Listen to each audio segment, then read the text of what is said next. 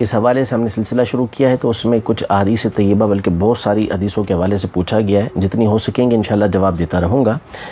ایک حدیث مبارکہ جو پوچھی گئی وہ یہ ہے کہ کیا ایسی کوئی حدیث ہے کہ جس میں یہ کہا گیا ہو کہ جنت میں ایک نہر ہے جس کا نام رجب ہے؟ کیا ایسی کوئی حدیث ہے؟ جی ہاں، یہ حدیث مبارکہ موجود ہے۔ حدیث یوں ہے کہ ان فی الجنت نہرا یقال له رجب ماؤه اشد بیاضا من اللبن واحلى من العسل من صام یوما من رجب سقاه اللہ من ذلك النہر۔ یہ حدیث مبارکہ ہے کہ بے شک جنت کے اندر ایک نہر ہے جس کو رجب کہتے ہیں، اس کا پانی دودھ سے زیادہ سفید، شہد سے زیادہ میٹھا ہے، اور جو اس میں رجب میں ایک روزہ رکھتا ہے اللہ تبارک و تعالیٰ اس کو اس نہر سے پلائے گا۔ یہ حافظ ابن حجر عسقلانی رحمۃ اللہ تعالی کی کتاب ہے تبیین العجب کے نام سے، جس میں آپ نے رجب کے حوالے سے حدیثوں کو جمع کیا، ان احادیث کو کہ جو ضعیف ہیں یا جو حدیث موضوع ہیں۔ اس حدیث کے بارے میں آپ ذکر کر کے فرماتے ہیں کہ فالاسناد ضعیف فی الجملہ لیکن لا یتہیأ الحکم علیہ بالوضع واللہ اعلم، یعنی یہ حدیث مبارکہ سندن ضعیف ہے لیکن یہ اس کے اوپر موضوع کا حکم جو ہے وہ نہیں بن سکتا، تو سند ضعیف کے ساتھ یہ حدیث مبارکہ موجود ہے، اور ضعیف حدیث جو ہوتی ہے وہ فضائل کے اندر معتبر ہوا کرتی ہے۔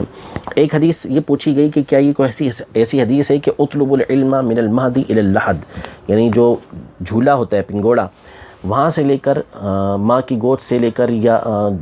پنگھوڑے سے لے کر قبر تک علم حاصل کرو، کیا کوئی ایسی حدیث ہے؟ تو جی نہیں، ایسی کوئی حدیث موجود نہیں ہے۔ محققین علماء نے اس حوالے سے واضح طور پہ کہا ہے کہ کسی حدیث کی کتاب میں یہ موجود نہیں ہے، یہ صرف کالجز کی دیواروں پر یا ہمارے بعض اسکولوں کے نصاب کی کتابوں کے اندر لکھی ہوتی ہے۔ یہ صوفیہ کرام کے قول لکھا ہے ہمارے بزرگوں نے، تو لہذا اس کو حدیث کہہ کر بیان نہ کیا جائے۔ ایک حدیث یہ پوچھی گئی کہ کیا یہ حدیث ہے کہ اطلب العلم ولو بالسین یا ولو کان بالسین، کہ کیا ایسی کوئی حدیث ہے کہ جس میں کہا گیا ہو کہ علم حاصل کرو اگرچہ کہ وہ چین میں ہو؟ تو جی ہاں، یہ حدیث مبارکہ موجود ہے۔ اس کے بارے میں علماء کے دونوں طرح کے اقوال ہیں، بعض نے اس کے ضعیف ہونے کا قول کیا اور بعض نے اس کے حسن ہونے کا قول کیا ہے، تو یہ حدیث مبارکہ موجود ہے۔ ایک یہ سوال کیا گیا کہ کیا کوئی ایسی حدیث مبارکہ موجود ہے کہ جس میں بڑھیا جو ہے وہ نبی کریم صلی اللہ تعالیٰ علیہ وآلہ وسلم پر کوڑا پھینکا کرتی تھی، تو نبی کریم صلی اللہ تعالیٰ علیہ وآلہ وسلم نے اس کی جا کے عیادت کی اور وہ پھر ایمان لے کر آ گئی۔ تو ہمارے علماء نے ایک جمع غفیر ہے جنہوں نے اس بات کی صراحت کی ہے کہ اس طرح کی کوئی روایت کسی کتاب کے اندر موجود نہیں ہے، تو ایسی روایت بھی نبی کریم صلی اللہ تعالیٰ علیہ وسلم کی طرف منسوب کرنا یہ جائز نہیں ہے۔ اسی طرح ایک سوال یہ کیا گیا کہ مومن کے جوٹھے کے اندر شفا ہے، یعنی جو پانی بچ گیا ہوتا ہے اس کے جوٹھے میں شفا ہے، کیا کوئی اس طرح کی حدیث موجود ہے؟ تو اس حوالے سے محدثین کرام نے اپنی جو کتابیں، جو مشہور حدیثوں پر مشتمل کتابیں ہوتی ہیں، اس میں صراحت کی کہ ان لفظوں کے ساتھ حدیث ثابت نہیں ہے کہ سور المؤمن شفاء، کہ مومن کے جوٹھے میں شفا ہو، لیکن اس کا معنی کہ مومن کے جوٹھے کے اندر شفا ہے یہ دیگر احادیث طیبہ سے ثابت ہے۔ اسی طرح ایک حدیث مبارکہ یہ پوچھی گئی کہ جو یہ بیان کیا جاتا ہے کہ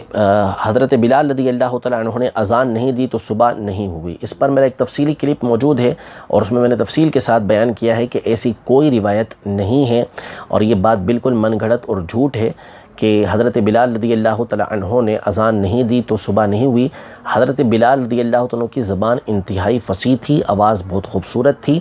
آپ کا شین ہی نکلتا تھا، سین نہیں نکلا کرتا تھا۔ اللہ تبارک و تعالیٰ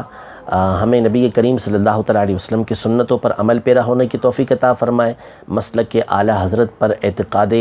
اہل سنت پر قائم و دائم رہنے کی توفیق عطا فرمائے، آمین بجاہ النبی